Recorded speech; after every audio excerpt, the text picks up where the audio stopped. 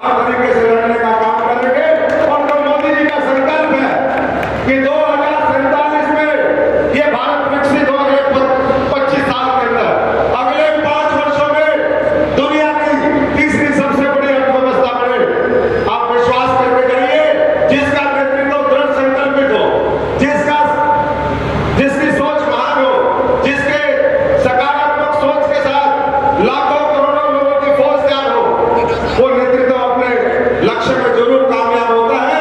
जनता भी साथ देती है। 140 करोड़ लोगों का आशीर्वाद आज नरेंद्र मोदी जी और भारतीय जनता पार्टी।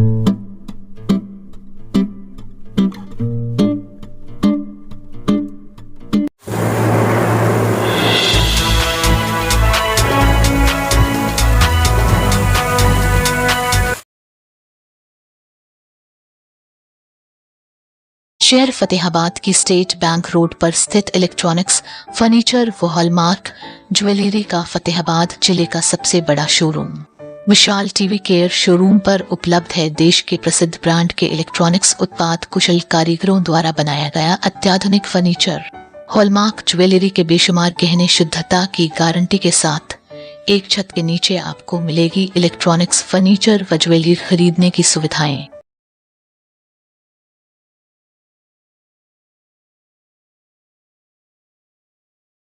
भारत माता की जय, भारत माता की जय।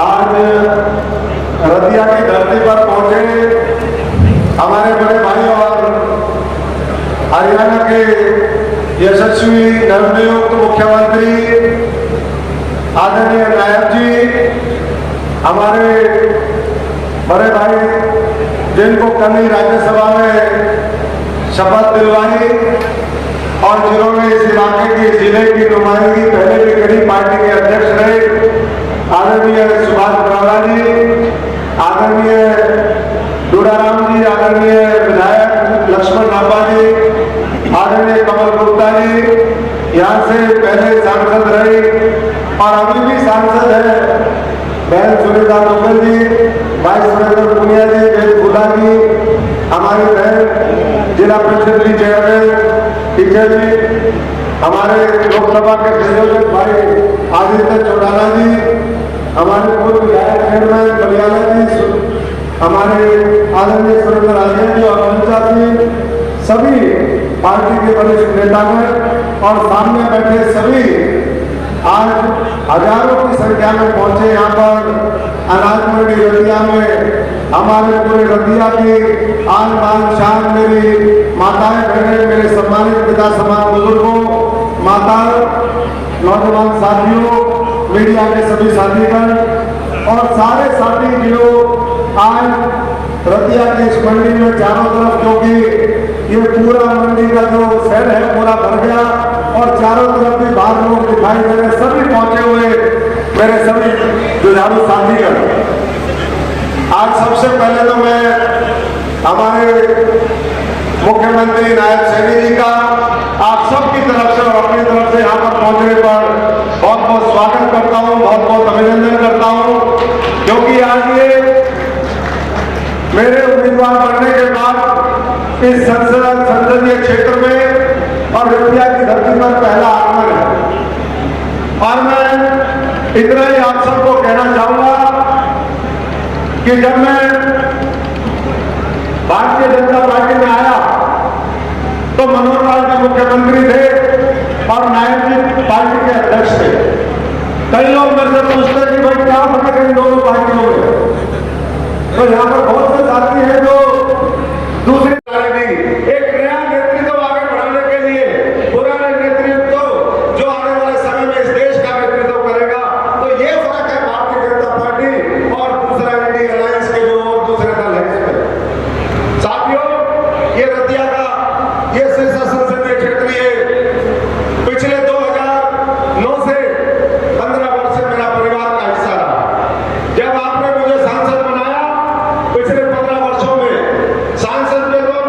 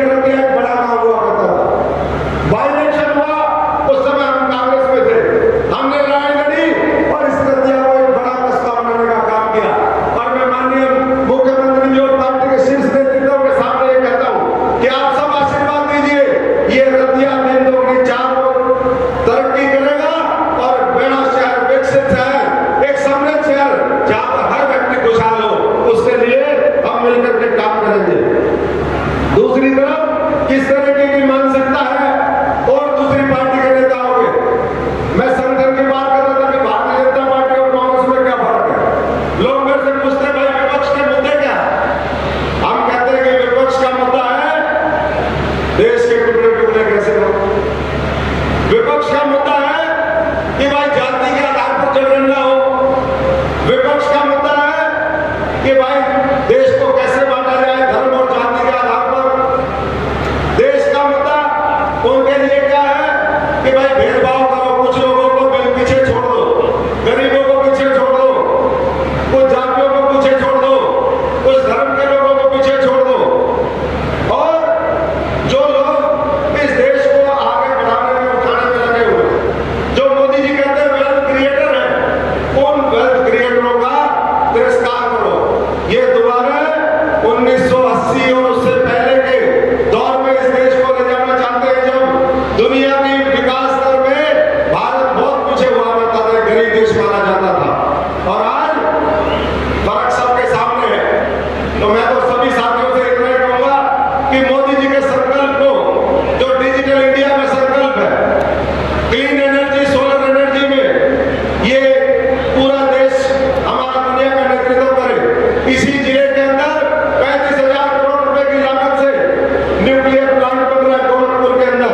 जब वो बनेगा तो उद्योग धंधों से लेकर के हरियाणा में बिजली की कोई कमी नहीं रहेगी। 2800 मेगावाट का वो न्यूक्लियर प्लांट है जिसका शिलान्यास उस समय हमने किया। और मुझे लगता था, मैं आज इस मंच के माध्यम से कहता हूं कि मुझे लगता था जब हम सांसद थे कि हम अगर हटेंगे तो काम रुक जाएंगे, लेकिन मुझे कहते हुए गर्व होता है और मैं माननीय मनोहर लाल जी का, नरेंद्र मोदी जी का, पार्टी के नेतृत्व का धन्यवाद करता हूं कि उन्होंने काम रुकने नहीं दिया। उन्होंने डबवाली से लेकर के हिसार तक का नेशनल हाईवे बनाने का काम किया। न्यूक्लियर प्लांट का काम तेजी से जारी है और 1 मेगावाट में 10,000 लोगों को, 10,000 घरों को रोशनी मिलती है। आप उसको गुणा कर लीजिए 2800 से, तो कितना बड़ा इस प्रदेश के लिए आने वाले समय में न्यूक्लियर प्लांट काम करेगा। तो इसलिए आज शिक्षा की भी बात करें, किसानों की बात करें, इस जिले के अंदर हमारे करीबन इस पार्लियामेंट के अंदर 4645 करोड़ रुपए किसानों को फसल बीमा, मुआवजा, फसली क्लेम और किसान सम्मान निधि के माध्यम से देने का काम केंद्र और प्रदेश की सरकार ने किया है। इसलिए मैं तो सबसे आह्वान करूंगा कि भाइयों और बहनों, ये जो दूसरी पार्टी की दलदल बन गई जिसमें बहुत से लोग फंसे हुए अच्छे, उनसे उनको निकाल करके मुख्य धारा में शामिल करें। ये 2024 का चुनाव, ये देश का चुनाव है, किसी पार्टी का चुनाव नहीं है। और देश के लिए हर व्यक्ति को अपना सहयोग करना चाहिए। इसलिए मोदी जी का जो नारा है 400 पार को बना करके हमें इस देश में तीसरी बार उनके नेतृत्व में सरकार बनाने का काम करना है, कमल खिलाने का काम करना है। और उसके लिए आप सबको पूरी ताकत से लगना होगा। 2 दिन का दिल्ली में अधिवेशन था, चुनाव से पहले, घोषणा होने से पहले मोदी जी ने बात कही कि हर बूथ पे हमें 370 वोट बढ़ाने का काम करना है। अगर हर बूथ में 370 वोट बढ़ते हैं तो करीबन 1900 से 2000 बूथ हमारे सिरसा संसदीय क्षेत्र में है। पिछली बार का मार्जिन हमारा 3 लाख से ऊपर था, और अगर उसमें 7,40,000 वोट और जोड़ दें तो 10 लाख से ऊपर जाता है साथियों। उसमें कितना हम कैसे करेंगे ये आपके ऊपर है, क्योंकि भारतीय जनता पार्टी का संगठन बेमिसाल है, आपका समर्पण बेमिसाल है, आपका त्याग बेमिसाल है। इसलिए मुझे यकीन है कि हम हरियाणा की 10 की 10 सीटें बड़े मार्जिन से जीतेंगे, सिरसा की सीट जीतेंगे। और आने वाले समय में जो विकास की गंगा आज पूरे देश में बह रही है, उसका और बेहतर असर हमारे इस इलाके में हो, ये सब लोगों को मिलकर के सुनिश्चित करना है। दूसरी तरफ मैं इतना और कहूंगा साथियों, भारतीय जनता पार्टी तो किसी चीज से कहीं भी कम नहीं है। 2014 से पहले सूचना क्रांति का जितना बेहतर इस्तेमाल भारतीय जनता पार्टी के नेतृत्व में और आप लोगों ने किया, उतना किसी और ने नहीं किया। आज सोशल मीडिया से लेकर के हर जगह और ज्यादा प्रचार प्रसार करिए जो हमारी बेहतर नीतियां हैं, और सुनिश्चित करिए कि जो विपक्ष जो आज साजिश कर रहा है, षड्यंत्र कर रहा है, जिनके पास उम्मीदवार नहीं है, सारे लोग मैदान छोड़ करके भाग रहे हैं, क्योंकि उनको पता है कि साथियों फिर एक बार जमानत जब्त होगी उनकी। इसलिए बड़े बड़े लोग मैदान छोड़ गए हैं।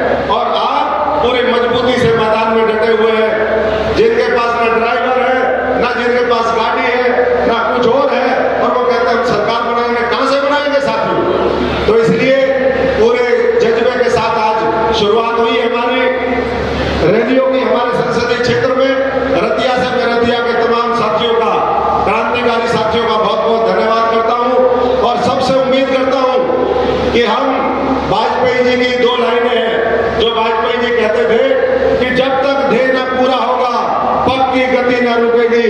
आज कहे दुनिया चाहे कुछ भी, कल को बिना झुके न रहेगी। साथियों, हमें नफरत के बीज बोने वालों का जम करके डट करके मुकाबला करना है और सुनिश्चित करना है कि ऐतिहासिक जीत इस संसदीय क्षेत्र, इस विधानसभा क्षेत्र से हो और आने वाले समय में हम एक बार फिर नायक जी के नेतृत्व में, मोदी जी के नेतृत्व में केंद्र में तीसरी बार सरकार बनाए और एक बार फिर ये गरीब किसान मजदूर के बेटे के नेतृत्व में तीसरी बार इस प्रदेश में, हरियाणा प्रदेश में सरकार बनाए। बहुत बहुत धन्यवाद।